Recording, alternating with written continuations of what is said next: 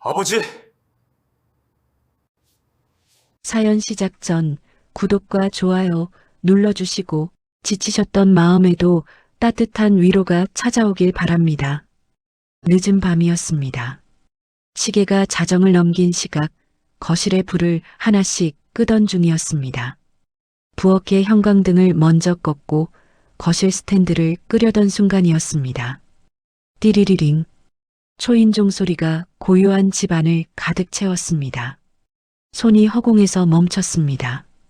이 시간에 누가 찾아온다는 것은 예상할 수 없는 일이었습니다. 택배도 아니었고 전화 한 통 없었습니다. 친구나 친척이 올 시간도 아니었습니다. 현관 쪽으로 천천히 발걸음을 옮겼습니다. 인터폰 화면을 켰습니다. 희미한 조명 아래 한 노인이 서 있었습니다. 등이 조금 굽은 모습이었고 낡은 점퍼를 입고 있었습니다. 얼굴은 화면으로는 정확히 보이지 않았습니다. 손이 떨렸습니다. 이유를 알 수 없는 떨림이었습니다. 문을 열었습니다. 복도의 형광등 불빛 아래 그 노인의 얼굴이 또렷하게 보였습니다. 깊게 파인 주름들, 퀭한 눈가, 거칠어진 피부. 낯선 사람이었습니다. 한 번도 본 적 없는 얼굴이었습니다. 그런데 그 노인이 입을 열었습니다. 현우야. 심장이 얼어붙는 것 같았습니다. 현우. 그 이름은 본명이 아니었습니다. 어렸을 때 아버지가 지어준 별명이었습니다. 아버지만이 부르던 이름이었습니다. 호적에도 없는 세상 그 누구도 모르는 이름이었습니다. 누구세요? 목소리가 제대로 나오지 않았습니다. 노인은 대답하지 않았습니다. 그저 그 자리에 서서 마치 허락을 구하듯 조심스럽게 서 있을 뿐이었습니다. 한 발짝도 들어오지 못한 채 문지방 바깥에 서 있었습니다. 그리고 그 노인의 눈에서 눈물이 흘러내렸습니다. 노인의 입술이 떨렸습니다. 내 아버지다. 세상이 멈춘 것 같았습니다. 귀에서 웅웅거리는 소리가 들렸습니다. 눈앞에 노인이 흐릿하게 보였습니다. 아버지. 20년 전에 사라진 그 사람. 아버지는 20년 전 어느 평범한 아침에 사라졌습니다. 그날도 다른 날과 똑같았습니다. 아버지는 아침밥을 먹었고 신문을 펼쳐보았습니다. 어머니가 끓여준 된장찌개를 한 숟가락 떠서 오늘은 간이 딱 맞네 하고 말했습니다. 그리고 평소처럼 출근 준비를 했습니다. 다녀오겠습니다. 아버지의 마지막 인사였습니다. 현관문이 닫히는 소리가 들렸습니다. 엘리베이터가 내려가는 소리가 들렸습니다. 그리고 그것이 전부였습니다. 저녁이 되어도 아버지는 돌아오지 않았습니다. 어머니는 처음에는 크게 걱정하지 않았습니다. 가끔 회식이 있거나 거래처와의 약속으로 늦는 날이 있었기 때문입니다. 하지만 밤 10시가 넘어도 전화 한 통 없었습니다. 11시, 12시가 지났습니다. 어머니가 아버지의 휴대폰으로 전화를 걸었습니다. 신호음이 길게 울렸습니다. 받지 않았습니다. 다시 걸었습니다. 이번에는 꺼져 있다는 안내음이 들렸습니다. 새벽 2시쯤이었습니다. 어머니는 경찰서에 전화를 걸었습니다. 남편이 집에 안 들어왔어요. 연락도 안 되고요. 경찰은 침착하게 말했습니다. 성인 남성의 경우 24시간이 지나야 실종 신고를 받을 수 있다고 했습니다. 일단 기다려보라고 했습니다. 어머니는 그날 밤 한숨도 자지 못했습니다. 거실 소파에 앉아 현관문만 바라보았습니다. 열쇠 돌아가는 소리만 기다렸습니다. 하지만 아침이 왔고 낮이 왔고 다시 저녁이 왔습니다. 아버지는 돌아오지 않았습니다. 이틀째 되는 날 어머니는 정식으로 실종 신고를 했습니다. 경찰서로 갔습니다. 실종자 신고서를 작성했습니다. 아버지의 사진을 제출했습니다. 키, 체중, 특이사항을 기록했습니다. 마지막으로 입었던 옷, 신발, 가방까지 세세하게 적었습니다. 혹시 최근에 부부싸움이나 경제적 어려움은 없으셨습니까? 경찰의 질문이었습니다. 어머니는 고개를 저었습니다. 싸운 적도 없었고 특별히 어려운 일도 없었습니다. 아버지가 운영하던 작은 공장은 잘 돌아가고 있었습니다. 직원도 5명이나 있었습니다. 그럼 실족이나 사고 가능성을 염두에 두고 수색하겠습니다. 어머니는 병원을 돌아다녔습니다. 응급실마다 전화를 걸었습니다.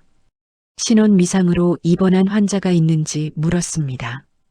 교통사고가 난 사람 중에 아버지와 비슷한 체형의 사람이 있는지 확인했습니다.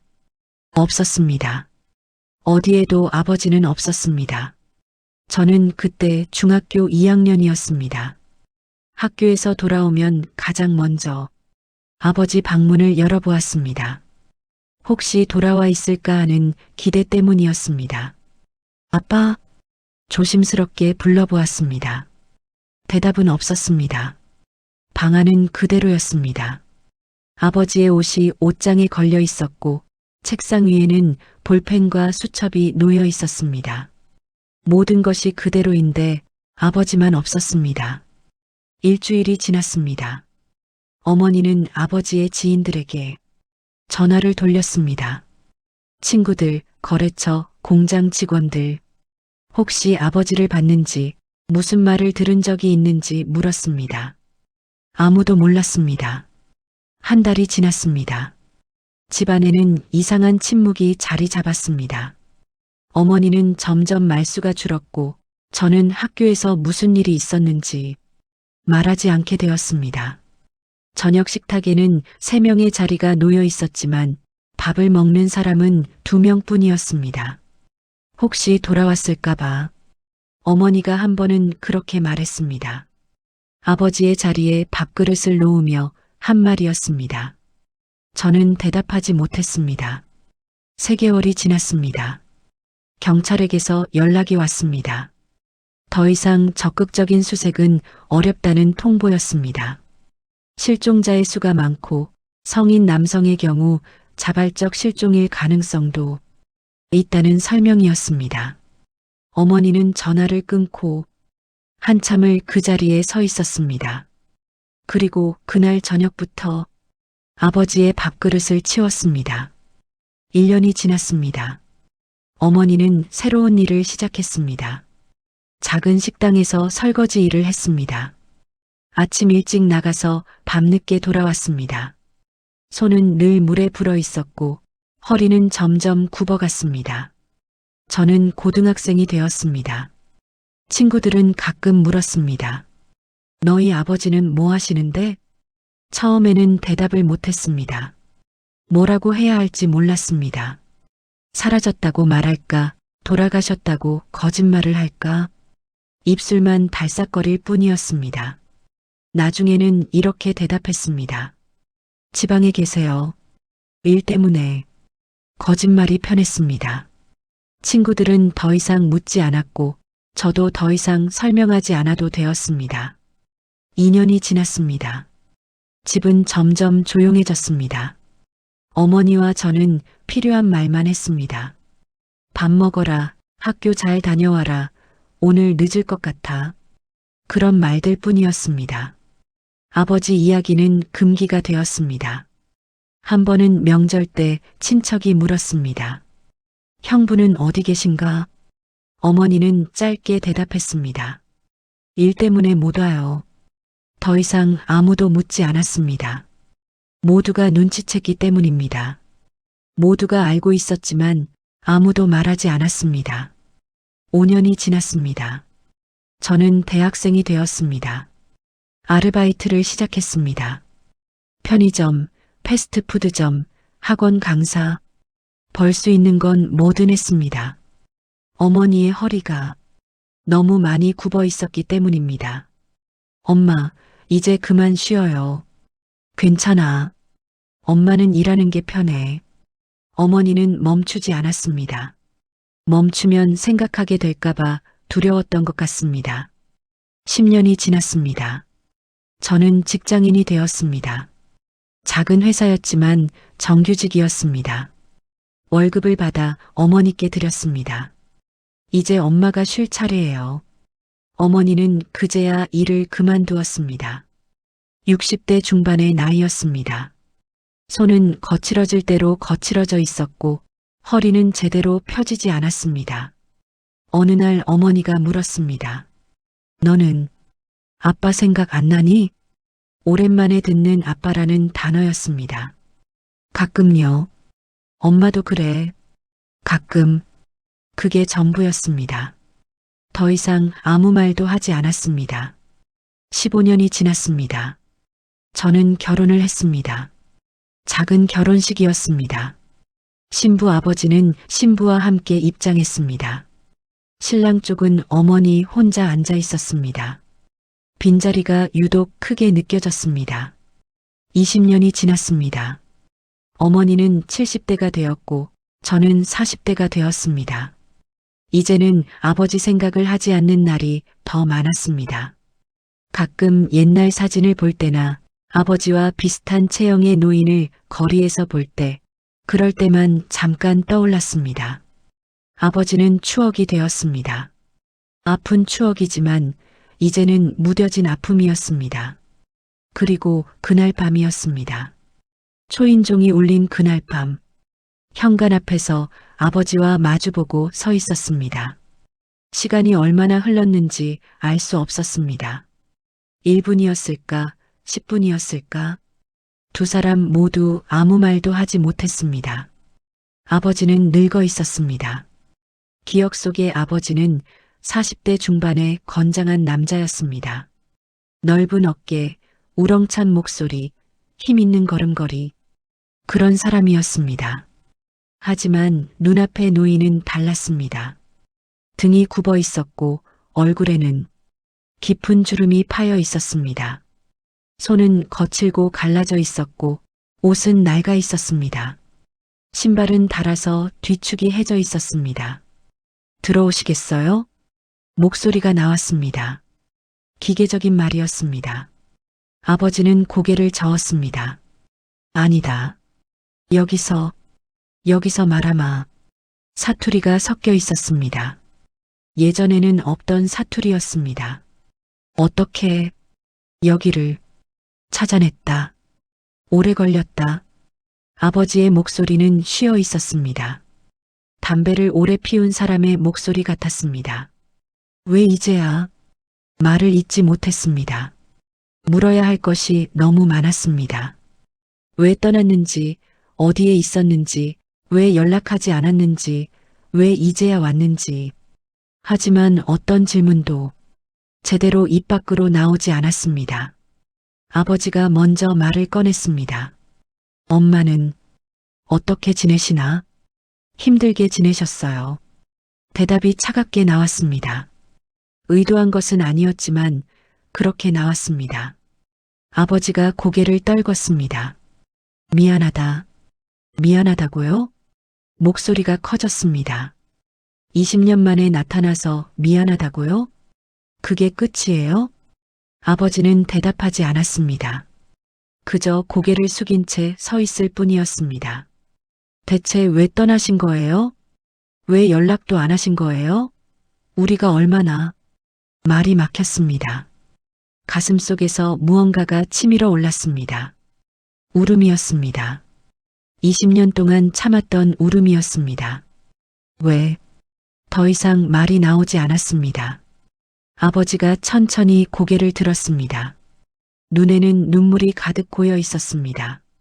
이제야 올 용기가 났다. 그 말이 가슴을 찔렀습니다. 용기. 20년 동안 용기를 내지 못했다는 말이었습니다. 아버지는 한참을 침묵했습니다. 복도 형광등이 깜빡거렸습니다. 어디선가 개 짖는 소리가 들렸습니다. 차가운 바람이 불어왔습니다. 그리고 아버지가 입을 열었습니다. 그때 공장을 하고 있었어. 기억 속의 공장이 떠올랐습니다. 작지만 깨끗한 공장이었습니다. 플라스틱 부품을 만드는 곳이었습니다. 기계 돌아가는 소리, 직원들의 웃음소리, 그런 것들이 있던 곳이었습니다. 직원이 5명 있었지. 다들 나보다 나이가 많은 사람들이었어. 가족 먹여 살려야 하는 사람들이었고 아버지의 목소리가 떨렸습니다. 그때 김 사장이라는 사람이 있었다. 학교 선배였어. 오래 알고 지낸 사람이었어. 김 사장. 그 이름을 어렴풋이 기억했습니다. 가끔 집에 놀러 왔던 사람이었습니다. 아버지와 소주를 마시며 웃던 사람이었습니다. 그 사람이 사업을 확장한다고 했어. 은행에서 대출을 받아야 하는데 보증을 좀 서달라고 했어. 보증? 그 단어가 모든 것의 시작이었습니다. 거절했어야 했는데 아버지의 목소리가 작아졌습니다. 오래 알고 지낸 사람이었고 믿을 수 있다고 생각했어. 그래서 도장을 찍었지. 얼마였어요? 2억. 숨이 막혔습니다. 그 사람 사업이 망했어. 6개월 만에. 그리고 연락이 끊겼지. 아버지가 주먹을 쥐었습니다. 손등에 핏줄이 붉어졌습니다. 은행에서 연락이 왔어. 주채무자가 못 갚으니 보증인인 내가 갚으라고. 2억에 이자까지 합쳐서 3억이 넘었어. 공장은 팔았지. 기계도 다 팔았어. 그래도 1억밖에 안 됐어. 집도 담보로 잡혔어. 세상이 무너지는 소리가 들렸습니다. 직원들한테 마지막 월급을 주고 나니까 아무것도 안 남았어. 아버지의 목소리에 절망이 묻어났습니다. 그때부터 전화가 오기 시작했지. 하루에 수십 통씩, 밤낮 없이 협박 전화도 왔어. 협박이요? 돈 안 갚으면 가족들한테 해코지 하겠다고. 애들 학교 알고 있다고. 부인 직장 알고 있다고. 가슴이 얼어붙었습니다. 어느 날은 아버지의 목소리가 더욱 떨렸습니다. 어느 날은 내 학교 이름을 말하더라. 몇 학년 몇 반까지. 온몸에 소름이 돋았습니다. 그날 밤 한숨도 못 잤어. 아버지가 눈을 감았습니다. 계속 생각했지.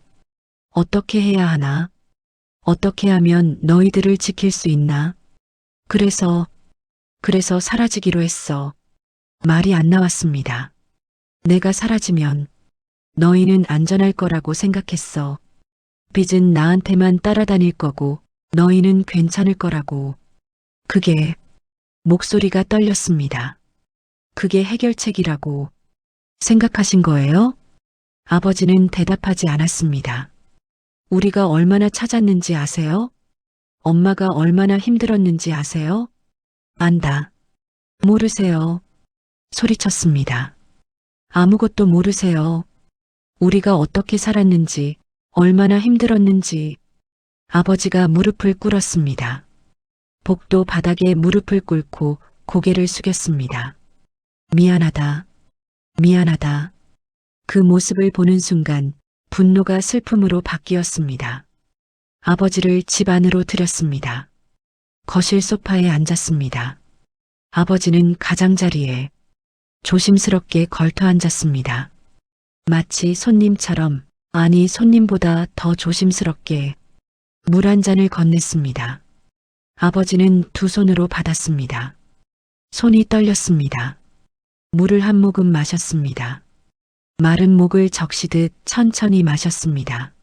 어디서, 어떻게 지내셨어요? 한참 만에 물었습니다. 아버지가 물컵을 내려놓았습니다. 처음에는 고시원에 있었지. 고시원. 좁고 답답한 공간이 떠올랐습니다. 이름을 바꿨어. 주민등록증도 새로 만들었지. 불법이었지만 어쩔 수 없었어. 이름을요? 김철수. 흔한 이름으로 바꿨어. 김철수. 아버지의 본명이 아니었습니다. 20년 동안 다른 이름으로 살았다는 뜻이었습니다. 일은 어떻게 하셨어요? 막노동을 했지. 건설 현장, 공장, 시장. 아무데나 있었어. 아버지의 손을 받습니다. 굳은 살이 가득했고 손가락 마디는 비틀어져 있었습니다. 일용직이었어. 하루 벌어 하루 살았지. 고시원비 내고 밥 사 먹으면 남는 게 없었어. 아프시지는 않으셨어요? 많이 아팠지. 아버지가 허리를 쓸었습니다. 허리가 나갔어. 무거운 거 들다가 병원은 못 갔어. 돈도 없었고 신분이 드러날까봐 가슴이 먹먹해졌습니다. 그냥 참았어. 파스 붙이고 진통제 먹고 그렇게 버텼지. 명절 때는요? 명절. 아버지의 눈빛이 흔들렸습니다. 명절 때는 사람 많은데 안 갔어. 고시원에만 있었지. 텔레비전에서 가족들 모이는 거 보면서 혼자 라면 끓여 먹었어. 눈물이 날 것 같았습니다. 추석이나 설날 되면 참 힘들었지. 너희 생각이 많이 났어. 그럼 왜? 올 수가 없었어. 아버지의 목소리에 힘이 없었습니다. 돌아가면 다시 빚쟁이들이 찾아올 거고 너희한테 피해가 갈 거라고 생각했어. 그리고 아버지가 말을 멈췄습니다. 그리고 부끄러웠어. 아버지가 고개를 떨궜습니다. 가장으로서 실패했다고 생각했지. 가족을 지키지 못했고 빚을 떠안겼고 도망쳤어.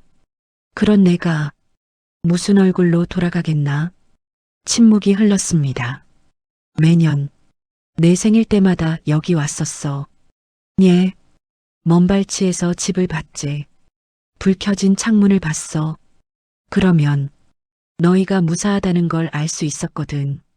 목이 메었습니다. 한 번은 문 앞까지 갔었어. 아버지의 눈에서 눈물이 흘렀습니다. 초인종 앞에 손을 올렸지. 누르려고 했어. 근데요? 무서웠어. 누르면 다시 너희 삶을 망칠 것 같았어. 아버지가 두 손으로 얼굴을 감쌌습니다. 그래서 그냥 돌아갔어. 매년 그랬지. 왔다가 그냥 돌아가고, 왔다가 그냥 돌아가고, 가슴이 무너지는 것 같았습니다. 5년 전부터는 암이 생겼어. 암이요? 위암. 3기였지. 숨이 막혔습니다. 병원 가서 진단받고 수술 받으라고 했어. 근데 돈이 없었지.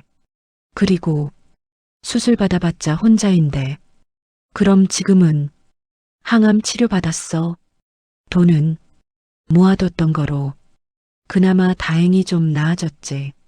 아버지가 마른 웃음을 지었습니다. 그때 생각했어. 이러다 죽으면 너희한테 한마디도 못하고 가는 거라고. 그래서 용기를 냈어. 이제라도 와야겠다고. 사과해야겠다고. 아버지의 목소리가 떨렸습니다. 20년이나 걸렸지. 참 한심한 아비다. 어머니께 전화를 걸었습니다. 밤늦은 시간이었지만 어머니는 금방 전화를 받았습니다. 왜? 무슨 일 있니? 엄마, 지금 집에 올 수 있어요? 이 밤에? 무슨 일인데? 그냥 와주세요. 부탁이에요. 목소리에서 뭔가를 느꼈는지 어머니는 더 묻지 않았습니다. 알았어. 지금 간다. 30분 후 현관문이 열렸습니다. 어머니가 들어왔습니다. 급하게 나오셨는지 옷이 제대로 갖춰지지 않았습니다. 무슨 일이? 어머니의 말이 멈췄습니다. 거실 소파에 앉아 있는 아버지를 본 순간이었습니다. 두 사람이 마주 봤습니다. 20년 만의 재회였습니다. 어머니는 그 자리에 얼어붙었습니다.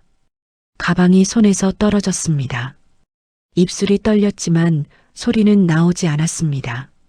아버지가 일어섰습니다. 아니, 일어서려고 했습니다.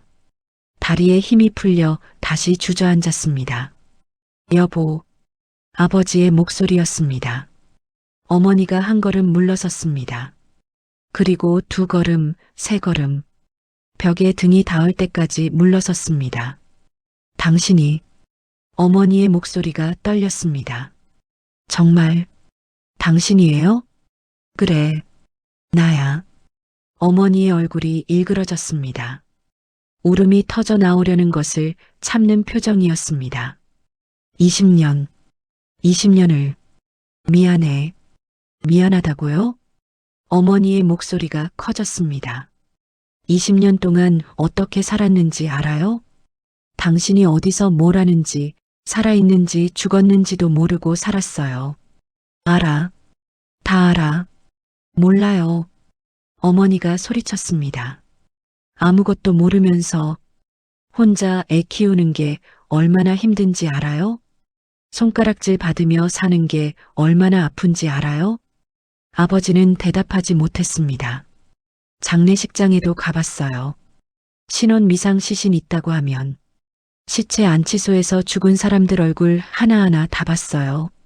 어머니의 목소리가 울음으로 변했습니다. 병원 응급실도 몇 번을 돌았는지 몰라요. 교통사고 났다고 하면 혹시 당신일까봐 눈물이 흘러내렸습니다. 밤마다 현관문만 쳐다봤어요. 열쇠 소리만 기다렸어요. 발소리만 들려도 뛰어나갔어요. 미안해. 정말 미안해. 미안하다고 다 해요? 어머니가 주저앉았습니다. 바닥에 털썩 앉아 울기 시작했습니다. 미안하다고 끝이에요? 미안하면 다 되는 거예요? 아버지도 무릎을 꿇었습니다.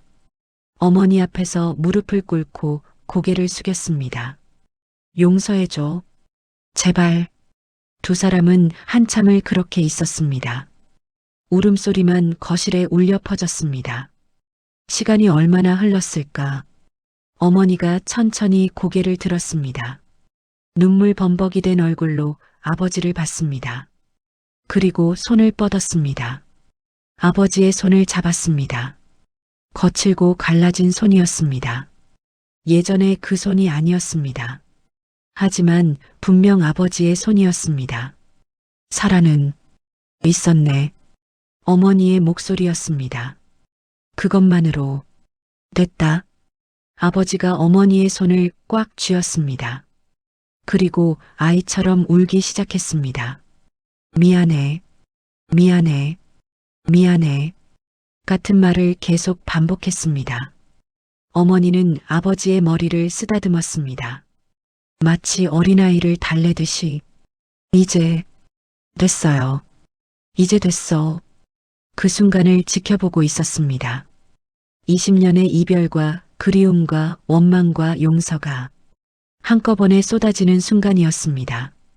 그날 이후 아버지는 집으로 돌아왔습니다. 정확히 말하면 저희 집 근처에 작은 원룸을 구했습니다. 아직은 함께 살 준비가 되지 않았기 때문입니다. 20년의 공백을 메우기에는 시간이 필요했습니다.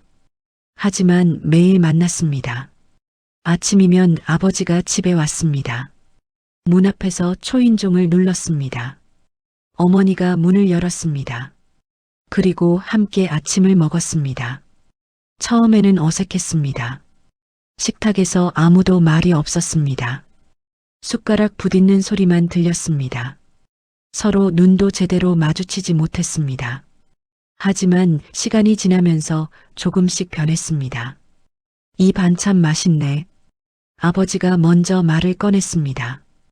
예전에 해주던 거예요. 어머니가 조심스럽게 대답했습니다. 기억나? 내가 좋아하던 거. 아직도 기억하고 있었어요? 다 기억해. 짧은 대화였지만 그것만으로도 충분했습니다. 조금씩 말이 늘어났습니다. 오늘 날씨가 좋네. 산책이나 갈까요? 그래. 좋아. 함께 공원을 걸었습니다. 천천히, 아주 천천히 걸었습니다. 아버지의 허리가 좋지 않았고 어머니의 다리도 약해져 있었습니다. 나란히 걷는 두 사람의 뒷모습을 봤습니다. 예전 같지는 않았습니다. 건강하고 젊었던 그때로 돌아갈 수는 없었습니다. 하지만 함께 걷고 있었습니다. 그것만으로도 의미가 있었습니다. 한 달이 지났습니다. 아버지는 조금씩 말이 많아졌습니다. 20년 동안 혼자 살면서 잊고 있던 말들이 돌아오는 것 같았습니다. 오늘 시장에서 배를 샀는데 아주 달더라고. 요즘 날씨가 쌀쌀한데 옷 따뜻하게 입어야 해. 텔레비전에서 보니까 좋은 약이 나왔다던데 한번 먹어볼까? 평범한 말들이었습니다. 특별할 것 없는 일상적인 대화였습니다. 하지만 그 평범함이 소중했습니다. 어머니도 조금씩 마음을 열었습니다. 병원 검진 받으러 가는데 같이 갈래요? 오늘 반찬 뭐가 먹고 싶어요? 저녁에 텔레비전 드라마 보는데 같이 볼래요? 두 사람은 천천히 가까워졌습니다. 3개월이 지났을 무렵이었습니다. 어머니가 말했습니다. 이제 집으로 들어와도 될 것 같아요. 아버지는 대답하지 않았습니다. 그저 고개를 숙이고 울었습니다. 고맙습니다. 그날 아버지는 20년 만에 집으로 돌아왔습니다. 하지만 모든 것이 완벽하지는 않았습니다. 아버지는 여전히 많은 것을 조심스러워했습니다. 거실 소파에 앉을 때도 가장자리에 앉았고 냉장고를 열 때도 어머니에게 먼저 물어봤습니다. 이거 먹어도 돼? 당연하죠. 당신 집인데. 아직은 그런 것 같지가 않아서 밤이면 악몽을 꿨습니다. 안 돼. 제발. 아버지의 비명소리에 잠을 깼습니다. 방으로 가보니 아버지가 식은땀을 흘리며 앉아 있었습니다.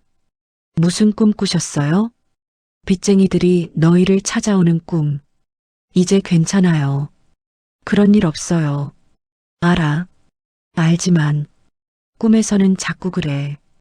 20년의 트라우마는 쉽게 사라지지 않았습니다. 아버지는 조금씩 건강을 되찾아갔습니다. 병원에서 정기 검진을 받았습니다. 위암은 완치 판정을 받았습니다. 의사가 말했습니다. 운이 좋으셨어요. 잘 이겨내셨습니다. 아버지는 어머니의 손을 잡았습니다. 이 사람 덕분입니다. 허리 치료도 시작했습니다. 물리 치료를 받고 약을 먹고 운동을 했습니다. 완전히 낫지는 않았지만 조금씩 나아졌습니다. 무엇보다 표정이 밝아졌습니다. 예전에는 늘 미안한 표정이었습니다. 죄인처럼 빚진 사람처럼 움츠러들어 있었습니다. 하지만 이제는 가끔 웃었습니다. 오늘 날씨 정말 좋지 않아? 어제 본 영화 재미있었어. 저녁에 뭐 먹을까? 내가 사줄게. 작은 변화들이었지만 그 변화들이 모여 아버지를 바꿔놓았습니다. 어느 날 아버지가 말했습니다. 나 일을 좀 하고 싶은데. 일을요? 응. 이렇게만 있으니까 너무 답답해. 무슨 일을 하시려고요? 뭐라도 내가 할 수 있는 거. 어머니는 반대하지 않았습니다. 좋아요. 하고 싶은 거 하세요. 아버지는 작은 철물점에 취직했습니다. 하는 일은 간단했습니다. 물건 정리하고 손님 응대하고 청소하고 그런 일들이었습니다. 하지만 아버지는 만족해했습니다. 오랜만에 사람들이랑 이야기하니까 좋더라고. 힘들지는 않으세요? 아니, 이 정도는 괜찮아.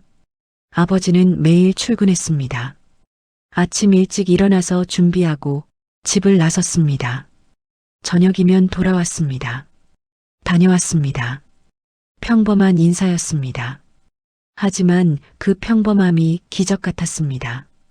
20년 만에 돌아온 일상이었습니다. 어느 저녁이었습니다. 가족이 함께 저녁을 먹고 있었습니다. 텔레비전에서는 뉴스가 나왔습니다. 식탁에는 따뜻한 음식들이 놓여 있었습니다. 이 국 맛있네. 더 먹을래요? 응, 조금만 더. 평범한 대화였습니다. 어디서나 볼 수 있는 저녁 풍경이었습니다. 하지만 저는 알고 있었습니다. 이 평범함이 얼마나 소중한지, 이 일상이 얼마나 기적 같은 것인지, 20년이라는 시간이 필요했던 기적이었습니다. 6개월이 지났습니다. 아버지는 점점 안정을 찾아갔습니다. 더 이상 가장자리에 앉지 않았고 허락을 구하지도 않았습니다. 이제는 정말로 집이 자기 집처럼 느껴지는 것 같았습니다. 어느 날 아버지가 제안했습니다. 옛날 동네 한번 가볼까? 옛날 동네요? 응. 우리가 살던 집 말이야. 20년 전 그 집은 경매로 넘어갔습니다. 빚을 갚지 못해 은행에 넘어간 것입니다. 그 후로 한 번도 가본 적이 없었습니다. 가고 싶으세요? 응. 한번 보고 싶어. 다음 주말 세 사람은 함께 그곳으로 갔습니다. 동네는 많이 변해 있었습니다. 낮은 건물들이 사라지고 높은 아파트가 들어서 있었습니다. 골목길도 넓어져 있었습니다.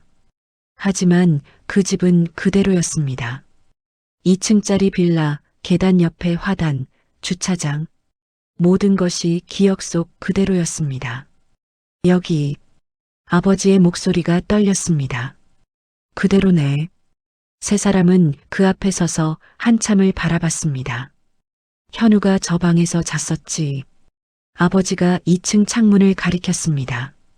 여기 화단에는 엄마가 꽃을 심었었어. 맞아요. 채송화랑 봉숭아를 심었었죠. 저녁이면 저기 베란다에서 바람 쐬곤 했지. 추억들이 쏟아져 나왔습니다. 아침에는 여기서 학교 갔었어요. 그래, 나는 매일 현관 앞에서 손 흔들어 줬지. 엄마는 김밥 싸주시곤 했어요. 맞아. 아침마다 김밥 쌌었지. 웃음이 나왔습니다. 슬픔이 아니라 웃음이었습니다. 아버지가 말했습니다. 행복했었어. 그때가, 예, 다시는 못 돌아가지만, 그래도 행복했어. 어머니가 아버지의 손을 잡았습니다. 지금도 행복해요. 그래. 네. 지금도요. 아버지의 눈에 눈물이 맺혔습니다. 고마워. 뭐가요? 기다려줘서, 버려주지 않아서. 어머니는 대답 대신 아버지를 꼭 안았습니다. 그날 돌아오는 길, 아버지는 계속 말했습니다. 이제 진짜 괜찮을 것 같아. 뭐가요? 마음이. 이제 진짜 놓아줄 수 있을 것 같아. 무엇을요? 과거를, 죄책감을, 그런 것들. 아버지는 창밖을 바라보며 말했습니다. 20년 동안 나는 도망자였어. 가장이 아니라 죄인이었지. 하지만 이제는 다시 가장이 될 수 있을 것 같아. 늦었지만 그 말을 듣는 순간 가슴이 뜨거워졌습니다. 1년이 지났습니다. 아버지는 완전히 다른 사람이 되어 있었습니다. 더 이상 조심스럽지 않았습니다. 집에서 큰 소리로 웃었고 어머니에게 농담을 건넸고 저에게 잔소리를 했습니다. 현우야, 결혼은 언제 할 거냐? 아빠, 저 이미 했잖아요. 아, 맞다. 그럼 애는? 아빠, 뭐, 그렇게 급할 건 없지. 천천히. 평범한 아버지의 모습이었습니다. 철물점에서의 일도 잘하고 있었습니다. 사장님이 아버지를 좋아했습니다. 일을 정말 성실하게 하시네요. 감사합니다. 우리 가게에 계속 계셔야 해요. 작은 월급이었지만 아버지는 만족했습니다. 돈이 많은 게 중요한 게 아니더라고. 매일 할 일이 있고 돌아갈 집이 있는 게 중요하지. 어머니는 건강이 많이 좋아졌습니다. 예전에는 늘 우울해 보였습니다. 말수도 적었고 웃음도 없었습니다. 하지만 이제는 달랐습니다. 오늘 친구들이랑 등산 갔다 왔어요. 재미있었어요? 네, 날씨도 좋고 경치도 예뻤어요. 어머니의 얼굴에 생기가 돌았습니다. 아버지는 어머니에게 자주 감사 인사를 했습니다. 여보, 왜요? 고마워. 뭐가요? 다, 전부, 나 같은 사람 받아줘서. 무슨 소리예요? 당신은 내 남편인데. 그래도 고마워. 두 사람은 손을 잡고 산책을 다녔습니다. 공원을 걷고 시장을 구경하고 카페에서 차를 마셨습니다. 이런 게 데이트인가 봐. 이제 알았어요? 응, 이제 알았어. 늦었지만 늦지 않았어요. 지금부터 시작하면 돼요. 저도 자주 부모님을 찾아뵙습니다. 현우야, 왔니? 네, 아빠. 밥은 먹었어? 아직이요. 그럼 같이 먹자. 엄마가 맛있는 거 해놨어. 식탁에 둘러앉아 밥을 먹었습니다. 어렸을 때처럼 가족이 함께 모여 밥을 먹었습니다. 요즘 회사는 어때? 괜찮아요. 바쁘긴 한데 재미있어요. 건강 챙기고. 네, 아빠도요. 나는 괜찮아. 이제 완전히 건강해졌어. 대화는 계속 이어졌습니다. 끊기지 않았습니다. 20년의 공백이 메워지고 있었습니다. 어느 날 저녁 아버지가 말했습니다. 현우야. 네. 나 너한테 미안해. 갑자기 왜요? 아버지 노릇 제대로 못해줘서. 아빠, 내가 자랄 때 옆에 없었잖아. 입학식도 졸업식도 성인식도 다 못 봤어. 이제 됐어요. 그래도 미안해. 그리고 아버지가 제 어깨에 손을 올렸습니다. 고마워. 엄마 잘 챙겨줘서 당연한 거예요. 아니야. 당연한 게 아니야. 내가 있었기에 엄마가 버틸 수 있었어. 정말 고마워. 그리고 자랑스러워. 눈물이 났습니다. 아빠, 이제 그만 사과하세요. 그래. 네. 이제 됐어요. 정말이요. 아버지가 저를 안았습니다. 20년 만에 포옹이었습니다. 지금 아버지는 우리 곁에 있습니다. 매일 아침 일어나고 출근하고 저녁에 집에 돌아옵니다. 어머니와 함께 밥을 먹고 텔레비전을 보고 이야기를 나눕니다. 평범한 일상입니다. 하지만 그 평범함이 기적입니다. 20년이라는 시간이 필요했던 기적입니다. 아버지는 예전처럼 웃지는 않습니다. 큰 소리로 떠들지도 않습니다. 20년의 세월이 아버지를 변화시켰습니다. 하지만 중요한 것은 변하지 않았습니다. 아버지는 여전히 가족을 사랑합니다. 그 사랑은 20년 전이나 지금이나 똑같습니다. 방법은 틀렸을지 모릅니다. 떠나는 것이 가족을 지키는 길이라고 믿었던 것은 잘못된 선택이었을지 모릅니다. 하지만 그 선택 뒤에는 사랑이 있었습니다.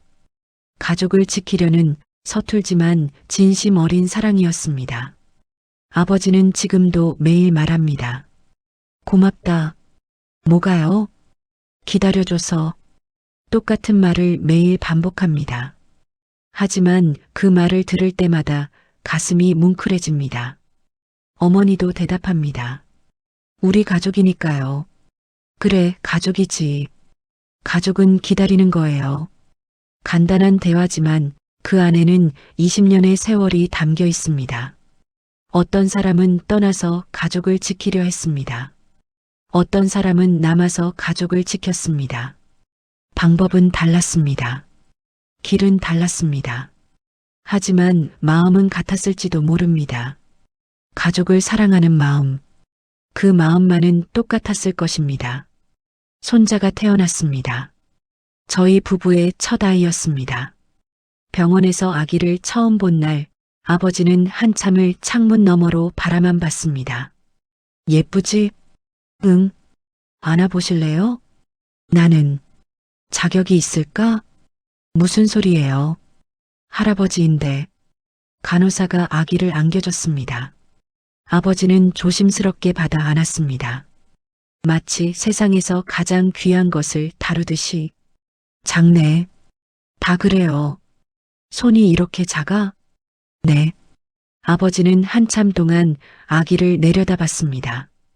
그리고 작은 목소리로 말했습니다. 너는 할아버지처럼 살지 마라.